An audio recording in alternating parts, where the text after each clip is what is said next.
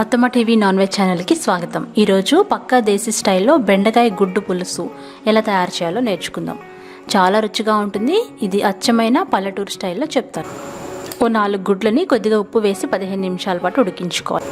ఒక కడాయిలో 4 టేబుల్ స్పూన్ల నూనె పోసి అది మరిగిన తర్వాత కొద్దిగా ఆవాలు, ఒక రెమ్మ కరివేపాకు వేసి వేయించాలి.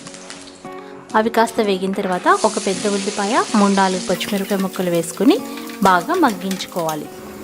కారాన్ని బట్టి పచ్చిమిరపకాయలు వేసుకోవచ్చు.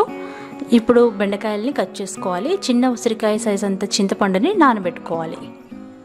ఒక పెద్ద టమాటాను కూడా తీసుకొని చిన్నగా కట్ చేసి పెట్టుకోవాలి. ఉల్లిపాయలు మగ్గిన తర్వాత 1 టీ స్పూన్ అల్లం వెల్లుల్లిపాయ పేస్ట్ వేసి బాగా మగ్గించాలి. ఆ తర్వాత చిన్నగా కట్ చేసుకున్న లేత బెండకాయ ముక్కలు వేసి బాగా కలిపి 5 నిమిషాలు మూత పెట్టి మగ్గించాలి.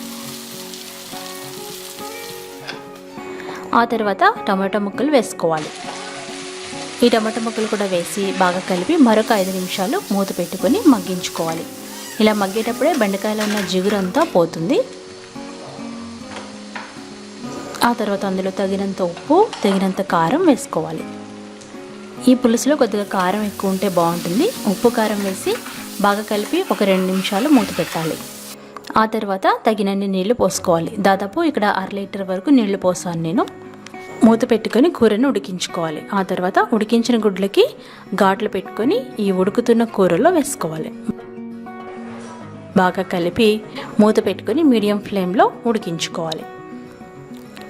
ఇలా కుతుకుతామని ఉడికేటప్పుడు అంటే దాదాపు కూర మొత్తం ఉడికిన తర్వాత చింతపండు పులుసు పోసుకోవాలి. ఇది మీ పులుపుని బట్టి వేసుకోవచ్చు. ఈ కూరలో పులుసు అంతా ఎగిరి దగ్గర పడేంత వరకు ఉడికించుకోవాలి. ఆఖరిగా 1/2 టీ స్పూన్ గరం మసాలా వేసుకొని కూర దగ్గర పడేంత వరకు ఉడికించుకోవాలి. కొత్తిమీర చల్లుకొని మీడియం ఫ్లేమ్లో పెట్టుకొని ఉడికించాలి. మీకు కావాల్సిన గ్రేవీ కన్సిస్టెన్సీ వచ్చిన తర్వాత స్టవ్ ఆఫ్ చేసుకొని సర్వ్ చేసుకోండి. వేడివేడి అన్నంలోకి చాలా రుచిగా ఉంటుంది ఈ కూర. మీరు ఒకసారి ట్రై చేసి ఫీడ్బ్యాక్ పంపించండి. మరికొన్ని వంటల కోసం అత్తమ్మ టీవీ నాన్ వెజ్ ఛానల్ని సబ్స్క్రైబ్ కాగలరు. ధన్యవాదములు.